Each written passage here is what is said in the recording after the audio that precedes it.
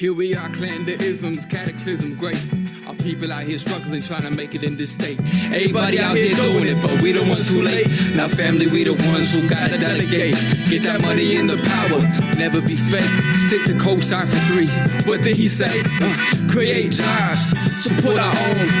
Educate the same and buy back your home. Got 3 degrees, triple 10. 3 PhDs, now we on the CNN.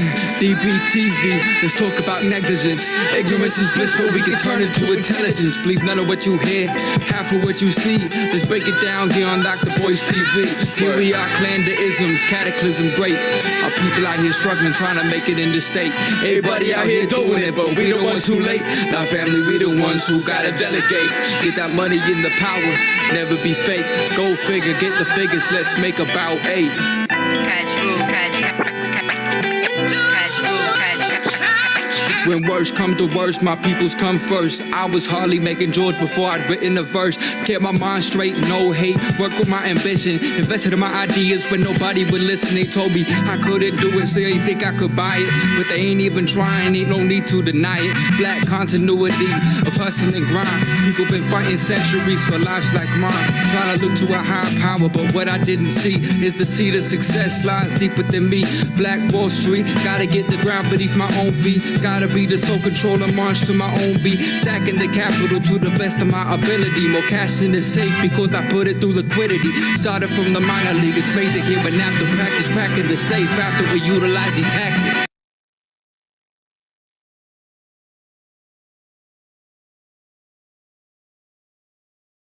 Watkins. I hope you guys are having a good day. I'm Dr. Boyce Watkins from Your Black World and the Black Business School. What's going on, Black people? Please say something in the chat. Let me know that you're breathing. Let me know that you're here. I want to say welcome to drboycetv.com. This is the home for intelligent Black people. So if you're Black and intelligent, throw your hands up. Shout out your city. Let us know what city you're from. Shout out your business if you want to. Feel free to do that. Also, if you put your business in the super chat, I'll be able to see that too. I wanted to jump in and just do some follow-up on this whole Gayle King craziness from yesterday. I don't know if you guys saw what went down with Gayle King. Give me a yes or no in the chat if you are aware, if you've been following the craziness with Gayle King in terms of what happened during the Lisa Leslie interview over Kobe Bryant. Give me a yes or no if you saw that, if you saw the interview between Gayle and Lisa Leslie. You know, I assume a lot of you saw it, and I'm looking here and I see a lot of yeses. Okay, a lot of you did see it. So let me just give you a quick summary so that we can just all be up to speed on the same page. Basically, Gayle King did an interview with Lisa Leslie, and the topic of Kobe Bryant, I guess that was the key focus of the interview. Well, Gayle just really in the clips that were shown to the media, Gayle really just did a crazy number on Kobe, where she was basically insinuating that his legacy is complicated because he was accused of something back in 2003, 2004, something that for which there's no evidence that he did it. There's no evidence whatsoever that Kobe Bryant ever committed any sort of act against anybody in that way, you know, a heinous act such as sexual assault. There's no evidence at all. You know, I think that's really important to understand that, because if there's evidence of anything, there's evidence that the person who made the accusation was not mentally stable.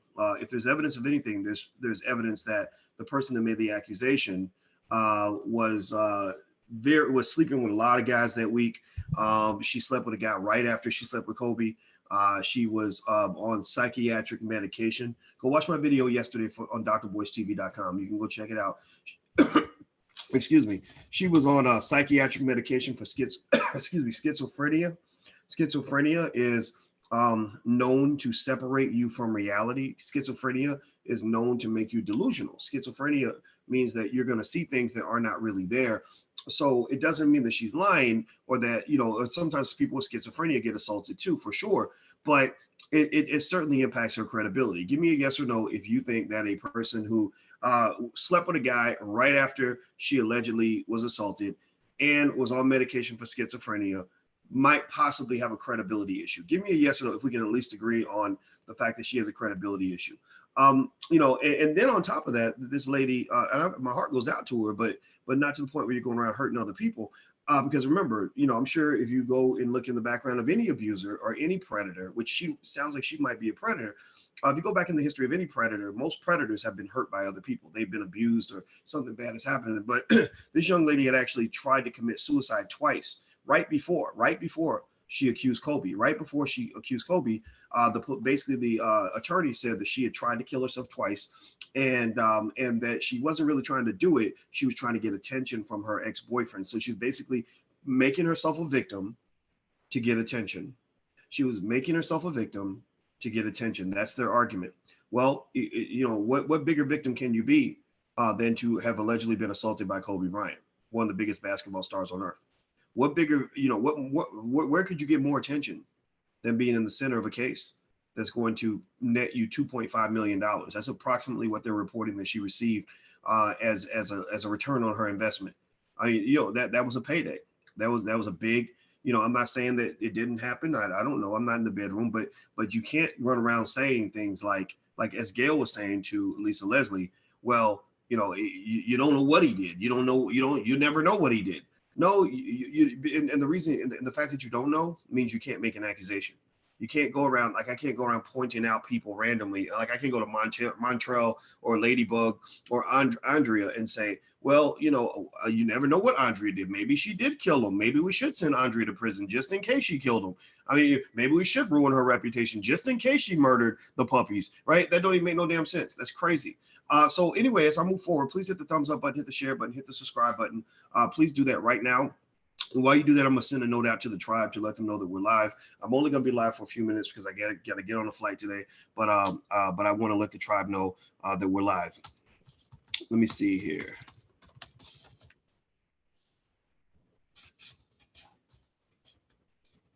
Okay. All right. So here's and if you're on Twitter, please retweet. My Twitter is Dr. Boyce Watkins 1. That's Dr. Boyce Watkins 1.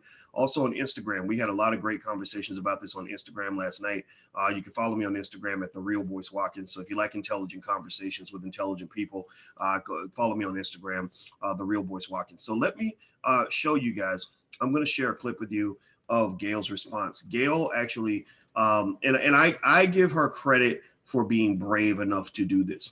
That's what I'm going to give her credit for. But then there's a lot that we have to actually discuss and break down on this. But I give Gayle credit for being brave enough to address what the world was feeling, what the community was saying about her. But I'm going to break this down in a second. And Vicky Dillard breaks it down very, very well on FlyNewbeanQueenTV.com. So here's Gayle's clip. Here's what Gayle had to say about that whole Kobe Bryant fiasco situation. I've been up reading the comments about the interview I did with Lisa Leslie about Kobe Bryant. And I know that if I had only seen the clip that you saw, I'd be extremely angry with me too. I am mortified, I'm embarrassed, and I am very angry. Unbeknownst to me, my network put up a clip from a very wide-ranging interview, totally taken out of context, and when you see it that way, it's very jarring. It's jarring to me. I didn't even know anything about it. I started getting calls. What the hell are you doing? Why did you say this? What is happening? I did not know what people are talking about. So I've been told, or I've been advised, to say nothing. Just let it go. People will drag you. People will troll you. It'll be over in a couple of days. But that's not good enough for me, because I really want people to understand what happened here and how I'm feeling about it. I reached out to Lisa because I know that she's a longtime friend of Kobe's, to talk about his legacy and their friendship. We had a really wide-ranging interview, talked about many things: his career, his passion, his sense of humor, the way he was mentoring other people, how he was starting his next chapter. It was wide-ranging. And yes, we talked about that court case, because that court case has also come up. And I wanted to get Lisa's take on it as a friend who knew him well, what she thought, where that should stand. And I thought it was very powerful when she looked me in the eye as a member of the media to say it's time for the media to leave it alone and to back off. During the course of the interview, I asked follow-up questions because I wanted to make sure that her position and perspective were very clear. And at the end, when she said it's time to leave it alone, as I said, I thought that was powerful. And I insisted that part be in the interview because I thought that it put a nice button on that part of the conversation. When the interview aired, we got a great reaction to it. I talked to Lisa last night. I believe that Lisa was okay with the interview. And I felt really good about the interview. So for the network to take the most salacious part when taken out of context and put it up online for people who didn't see the whole interview is very upsetting to me, and that's something I'm going to have to deal with them. And there will be a very intense discussion about that. I also want to say this. I have been with Kobe Bryant on many social occasions. He was very kind and very warm to me, and I felt that we had a friendly relationship. I, too, am mourning his loss, just like everybody else. I still am shocked by it. It's tragic and untimely, and the last thing I would want to do is disparage him at this particular time. And I hope people understand that. And that's why I'm taking this time to speak to you directly. I've never done one of these before. I've never done one of these before, but this was so important to me that I felt I had to say something. I don't want to sit up on a set and read a prepared remark. I wanted you to hear exactly where I'm coming from and how I'm feeling, and to let everybody know that no disrespect intended. Okay. All right. So, so you've heard from Gayle. You heard her remarks. We're talking about Gayle King and her reaction to the Kobe Bryant situation and the controversy that came from her interview with Lisa Leslie about Kobe Bryant. What do you say? So I'm going to call a meeting of the council. I got my Vicky Dillard gavel. So I'm going to call a meeting of the Council of Intelligent Black People, and we're going to make a ruling. So the two options for the ruling are: do you think that Gayle's remarks were genuine or bullshit? So those are the two responses: genuine or bullshit. Do you feel like she was genuinely sorry, or do you think it was a bullshit? Vote now. Make your comment in the chat now. I'm gonna see what. Okay, I'm starting to see. Somebody says I'm a hater. Okay. Let's see. Somebody says no. Okay, Shantae says bullshit. Ladybug 1312 is just laughing. Okay, let's see. BS. Let's see here. She's not genuine. BS all day. Okay, I'm seeing a lot of bullshit on Instagram. It looks like, okay, I'm seeing lots of, it looks like the scales are tipping in the direction of bullshit. Okay, going in this, I don't see, man, y'all are rough. You are rough. All right. So by the power invested in me by intelligent Black people all around the world, I will issue my ruling. My ruling is Gayle, the Black community, the intelligent Black community feels that your response was bullshit. So I have spoken. The decision has been made. The verdict has been reached. So Gayle has been found guilty of intergalactic coonery, which may result in a life sentence in the coon factory from which you came. Now, here's what I'm going to do, though. I'm going to go a little bit deeper than that, though. I'm going to actually lay out a more nuanced perspective on this and give you a point of view. And who knows, y'all may send me to the gulag for this. I'm going to say this. It took courage for Gayle to come out and make that statement. I felt that Gayle made the statement because she's feeling something as a result of this interview. Part of it is genuine, part of it is not. The part that's not genuine to me is the fact that she's responding because Black people have more of a voice than we did in the past. Gayle and Oprah, as Vicky Dillard actually pointed out this earlier on FlyNewBeingQueenTV.com, they're used to sitting in this bubble of white supremacy. White people used to be good bodyguards. They used to be good bodyguards for Negro sellouts.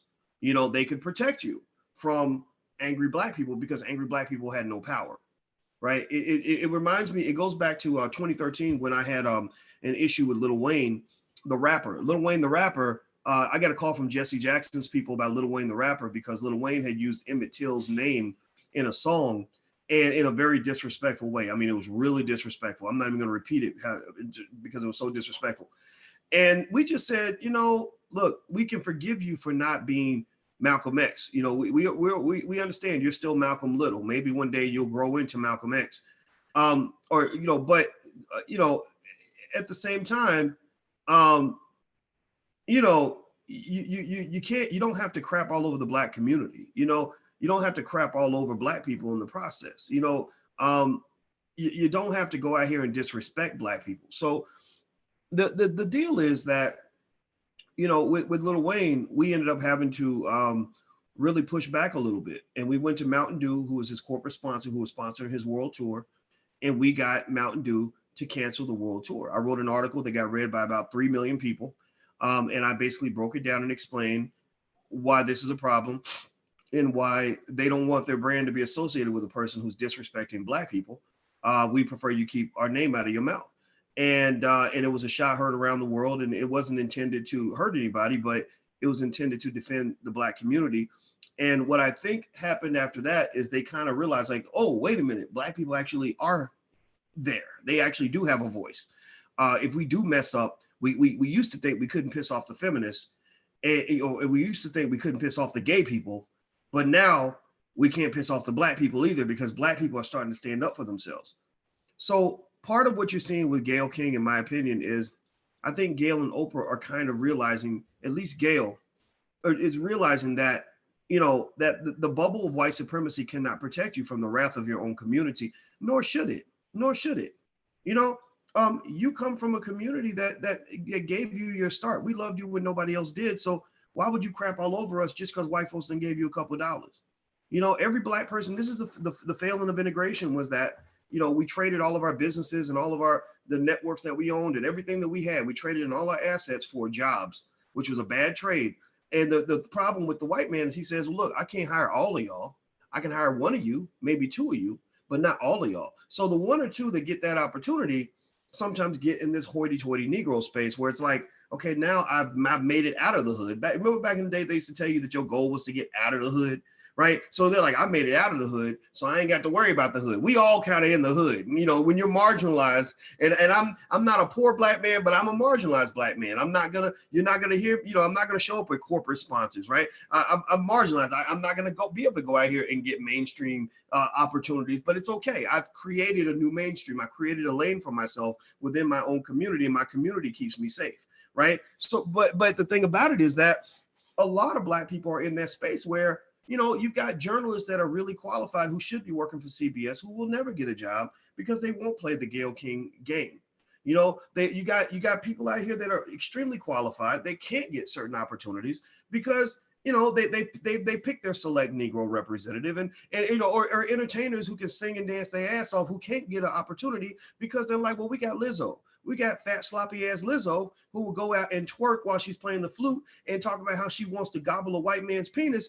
And that's really cool because we like buffoonery. We want buffoonery. We'll buy buffoonery, but we don't want to buy anything that's righteous or fully representative or positively representative of Black people. Right. So CBS is in that category in terms of that how that racism works. So with Gayle King, I think that the reason that people don't like what you said in your response is because, number one, those words never should have came out of your mouth in the first place. The reason that they were able to take this clip and push this most salacious clip out there is because the words came out of your mouth. If the words had never come out of your mouth, then there wouldn't be nothing to share. And because you're not going to catch a clip of me run around, saying certain things about Kobe in terms of him being a rapist, because I don't believe that. Those words are not going to even be available for you to put into a tiny little news clip. So some of the wrath the community's feeling toward Gayle is real. And here's the other thing too. When Gayle, it's funny, Gayle, I got this sense that Gayle was basically saying CBS threw me under the bus, right? CBS kind of screwed me, right? And that's why this happened. Okay, I get it. So now I guess you're in a way sort of throwing them under the bus, or maybe they came to you and said, look, just blame it on us, just blame it on us, and we'll protect you, right? Remember, again, white supremacy offers protection in exchange for you playing the game and supporting their agenda, right? So here's what I propose. I'm going to call, I'm pulling out my Vicky Diller gavel. I'm going to call a meeting of the Council of Intelligent Black People, and I propose a resolution, and I'm going to, this is almost a reiteration of a resolution we actually passed yesterday. I propose that all intelligent Black people around the world, since Gayle is saying CBS made me do it, right? Which is a shaky argument, but it's okay. CBS is the big fish. Gayle's the little fish. CBS runs the chessboard. Gayle is the pawn on the chessboard. Fine, we accept that. So I propose that we boycott CBS. All in favor, say aye. All in favor of boycotting CBS and not watching CBS ever again anymore for any reason, say aye. And I'm gonna count the votes as they come in. I would argue that CBS does not deserve your support. Whoever it was that made that decision to put that clip out there, clearly no respect for the Black community, no understanding of how the community feels, no concern for the community. The reckless disregard and disrespect for the Black community. Okay, I see Mr. Lomax, Two Slice, Mia Miles, Emma Ray, Kevin says aye. Okay, I see a lot of ayes coming through. So by the power invested in me by intelligent Black people all around the world, I announce this resolution as passed. So my ruling is that intelligent Black people around the world should boycott CBS. So if Gayle wants to take it there, when I was watching Gayle's statement, it was real. I was really watching it with a critical eye. I was hanging on every word that came out of her mouth, and I could tell that there is a problem, that there is a divide in the house called CBS. I think that she did feel a little bit manipulated and used, and that's fine if you want to come out in public and say that. I respect you for coming out in public and talking, because Gayle did not have to say anything. She could have hid behind that veil of white supremacy. I don't think that would have worked for her long term, but that's what Oprah and has been doing for 40 years, right? So Gayle took a big risk by coming out here. And so while I give her credit for coming out and speaking to the public, she also has to understand there's a downside to that. The downside is that now that the people are mad, they're looking for somebody to hold responsible. And so you're basically saying it wasn't me, it was Massa. Massa did it. So a lot of folks are going to be like, okay, now that means we just need to kill you both. Not kill, not physically kill. Don't show up and go beat up Gayle King or nothing like that. I don't advocate anything like that. But seriously, now we got to take out both of y'all because because this is ridiculous. This was crazy. So what I will say is that when you talk about all of this, we know how white supremacy works. With Gayle King, one other thing that's interesting to me is I read her bio in detail. When I want to understand people on TV that I don't understand, I'll read their bio and try to get a sense of their background. And if you go back and you read about Gayle's life, first of all, Gayle and Oprah have experienced tremendous trauma throughout their lives. Oprah talks repeatedly about how she was harmed by Black men in her life on multiple occasions. That's what she's carrying with her, that's leading her to be on these strange vendettas where every Black man within a 1,000-mile radius is suffering under the wrath of Oprah. Oprah is like, it reminds me of when they used to talk about Michael Jordan, how Michael Jordan got his feelings hurt in the 8th grade when they used to make fun of him for being too dark. And they also cut him from the 8th grade basketball team. And Michael Jordan's been pissed off ever since. And so now Michael Jordan becomes this big megastar with all this talent. And he basically goes around getting revenge on the world for the way they made him feel when he was in the 8th grade and got cut from the team, and they made fun of him for being too dark. So when Michael Jordan goes up and gives his Hall of Fame speech, it's not a gracious speech. It's not the speech that you would expect from a champion. It's a speech that comes out of a bitter bitch. Like, he sounds like a bitter bitch. He's like, yeah, I dunked on you. Yeah, I took your championships. Yeah, I beat your ass, right? Like, he's doing these things because Michael Jordan was never fully healed from the trauma that he experienced. And so even though he's now the bully, he still sees himself deep down as the victim. You see, a lot of bullies deep down see themselves as the victim, and that's why it's hard for them to understand how they're hurting other people, how they're re-traumatizing other people because of the trauma they never worked through. Oprah Winfrey has the same problem, in my opinion. Oprah Winfrey and Gayle have been traumatized. Gayle I listened to her talk about her ex-husband. She hates his guts. He's a cheater. He was this, he's that. So he hurt your feelings enough that you went in front of millions of people and attacked this man. This man was like the assistant secretary of state or something. So he was very accomplished in white circles, right? He wasn't some ragamuffin on the street corner. He was just a dude apparently that I guess got involved with a couple of women. Gayle didn't like it. So now Gayle, years later, was still pissed off that this man did whatever he did with his body, right? Whatever he chose to do, she's still pissed off about it. So she's traumatized from that. She's angry from that. So same thing with Oprah. Oprah went through some terrible experiences with men, not just from the multiple molestations as a child, but also if you recall, go back and look it up. In the 90s, Oprah went on her show and confessed that she had been smoking cocaine, that with this guy, that she was smoking cocaine when she was even going on the show. And this guy threatened this ex-boyfriend, abusive ex-boyfriend, I guess, threatened to go tell everybody that they would get high together, right? So Oprah fessed up to that. So Oprah is pissed. Oprah's been pissed at black men for a very long time.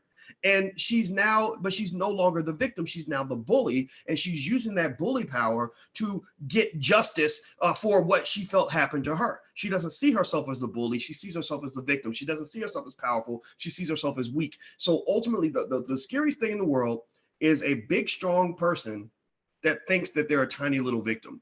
Right. Most of the time, I've known guys, for example, who will beat the shit out of women, which horrible people. You're not a man if you hit a woman. I want to make that 100% clear. But I've seen guys who think that way. And if you ask them, if you say, why did you punch her in the face? Like, what the hell's going on? He'll tell you a story. Anybody ever seen this? Give me a yes or no if you've seen this. A guy will go beat the hell out of a woman.